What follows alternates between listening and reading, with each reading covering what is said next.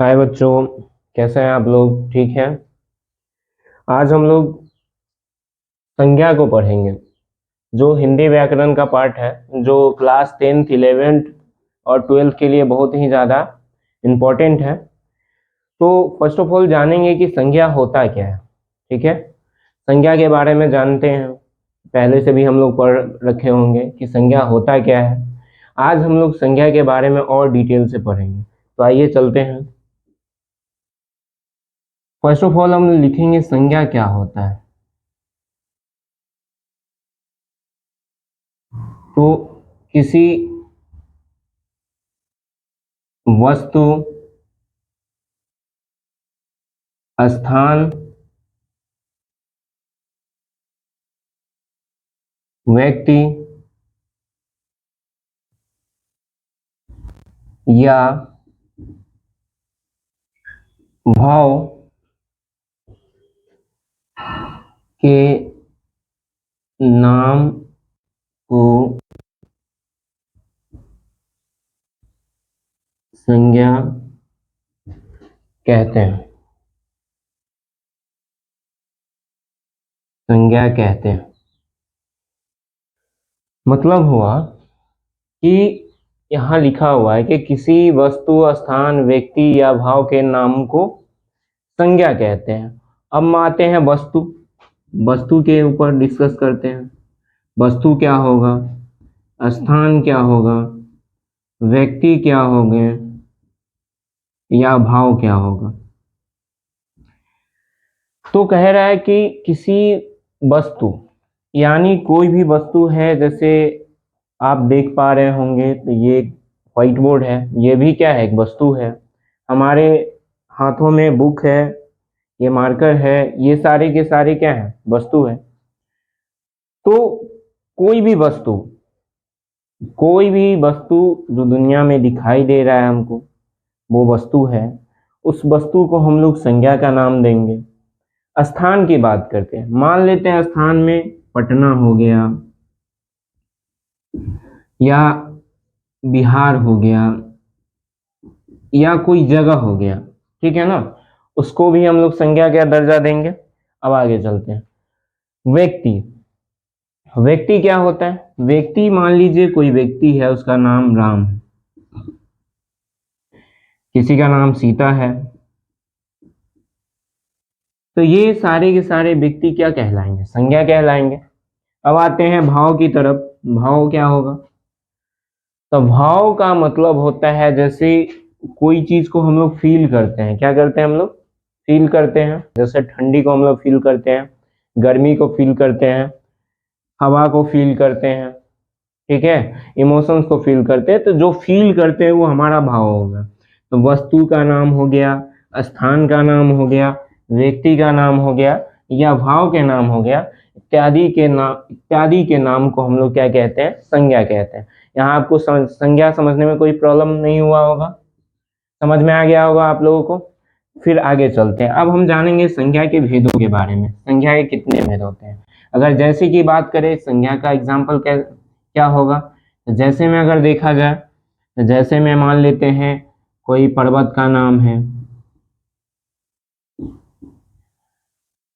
कोई व्यक्ति का नाम है, कोई वस्तु का नाम है, इत्यादि के नामों को हम लोग क्या कहेंगे, संज्ञा कहेंगे। ठीक। अब हम लोग चलते हैं संज्ञा के भेद के बारे में जानते हैं। अब संज्ञा के भेद कितने होते हैं। संज्ञा के भेद, संज्ञा के भेद, ठीक है, नोट करते हुए चलिएगा अपने कॉपी में। संज्ञा के भेद, तो संज्ञा के 5 भेद होते हैं। संज्ञा के कितने भेद होते हैं। तो संज्ञा के 5 भेद होते हैं। 5 भेद होते हैं।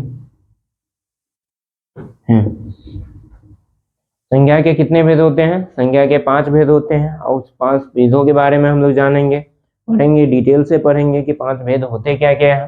ध्यान दीजिएगा। यहाँ फर्स्ट ऑफ ऑल होते हैं जातिवाचक संज्ञा। जातिवाचक संज्ञा, अब ये जातिवाचक संज्ञा क्या होते हैं आगे जानेंगे। दूसरा, व्यक्तिवाचक संज्ञा। व्यक्तिवाचक संज्ञा। तीसरा क्या होता है? तीसरा होता है भाववाचक संज्ञा। भाववाचक संज्ञा। चौथा क्या होता है? समूहवाचक संज्ञा।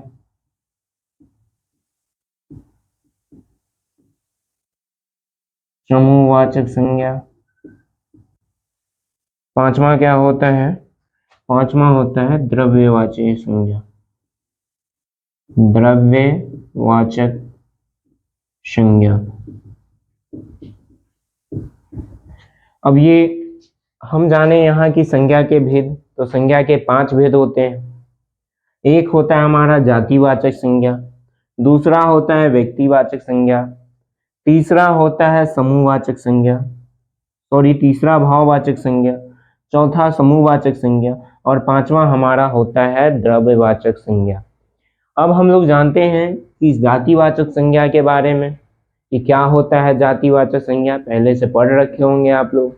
तो यहाँ पे हम बताना चाहेंगे कि जातिवाचक संज्ञा और व्यक्तिवाचक संज्ञा में कंफ्यूजन ज़्यादा हो जाता है, लोग ज़्यादा कंफ्यूज हो जाते हैं कि किसको व्यक्तिवाचक संज्ञा कहेंगे और किसको जातिवाचक संज्ञा कहेंगे। तो जातिवाचक संज्ञा किसको कहेंगे?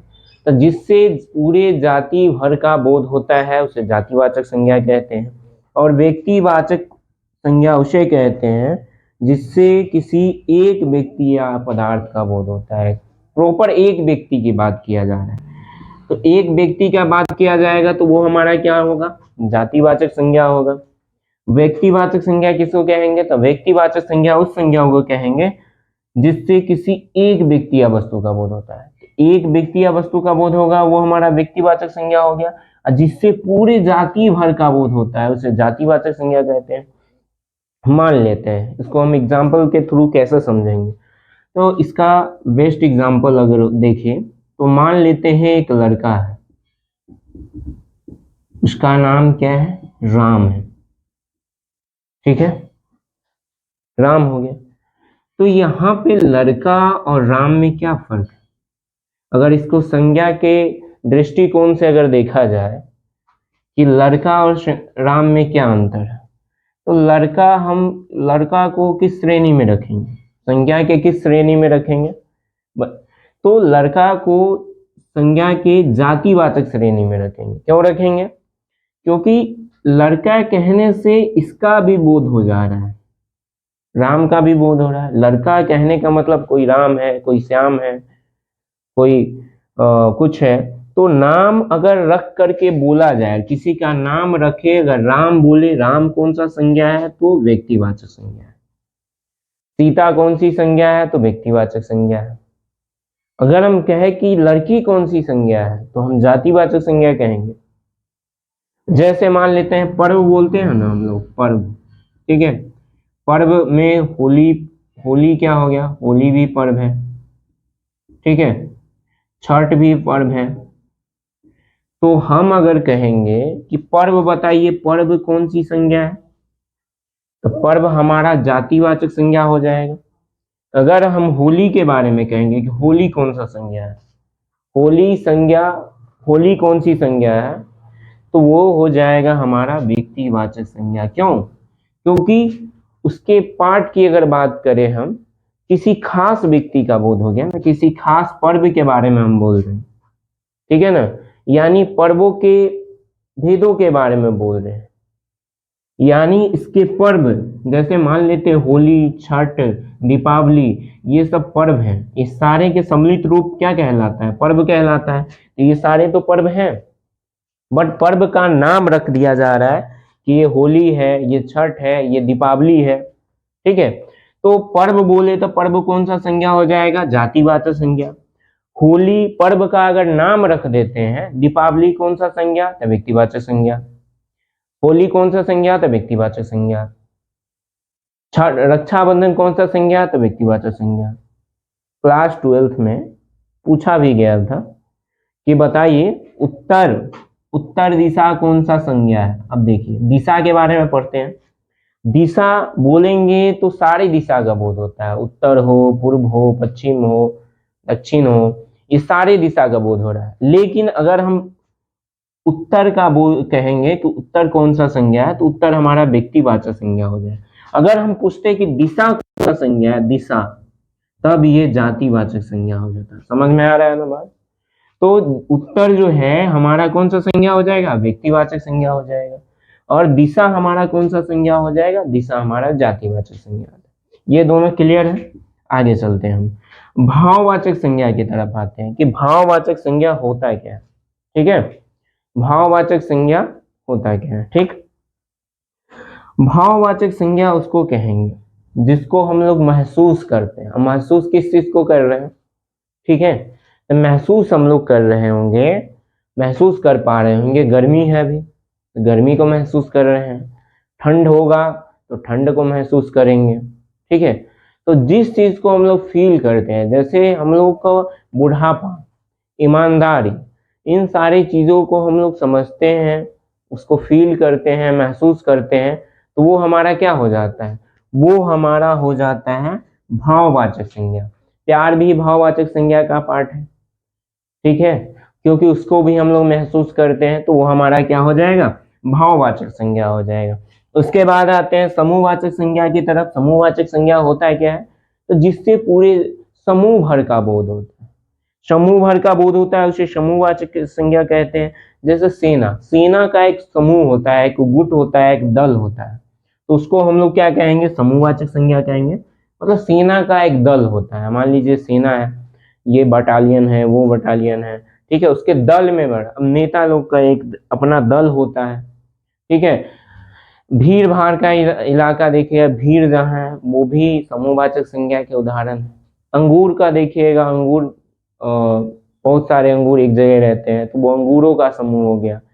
चाबी के बारे में बता दें, चाबी का एक पूरा ऐसे बोल सकते हैं गुच्छा जिसको बोलते हैं, ठीक है ना, बहुत सारे चाबी का एकत्रित जगह, वो भी हमारा क्या कहलाएगा, वो हमारा समूहवाचक संज्ञा कहलाएगा। अब आते हैं द्रव्यवाचक संज्ञा पे। द्रव्यवाचक संज्ञा क्या होता है, तो द्रव्यवाचक संज्ञा होता है जिससे हम लोग मापते या तौलते हैं, परंतु गिना नहीं जा सकता है, उसको हम काउंट नहीं कर सकते हैं। जिसको काउंट नहीं कर सकते हैं, सिर्फ और सिर्फ गिन सकते हैं, गिन नहीं सकते हैं। ठीक है, काउंट नहीं कर सकते, गिन नहीं सकते। ठीक है, जिसको मापते हैं या तौलते हैं, वो हमारा क्या कहलाता है, वो हमारा द्रव्यवाचक संज्ञा कहलाता है। द्रव्यवाचक समझ में आ गया आपको? तो हमने क्या पढ़ा, हमने पढ़ा संज्ञा के बारे में कि संज्ञा क्या होते हैं, संज्ञा किसको कहते हैं, संज्ञा क्या होते हैं, किसको कहते हैं, ये समझ गए। उसके बाद हमने पढ़ा कि संज्ञा के भेद के बारे में, कि संज्ञा के कितने भेद होते हैं। तो संज्ञा के हमने बताया कि संज्ञा के 5 भेद होते हैं।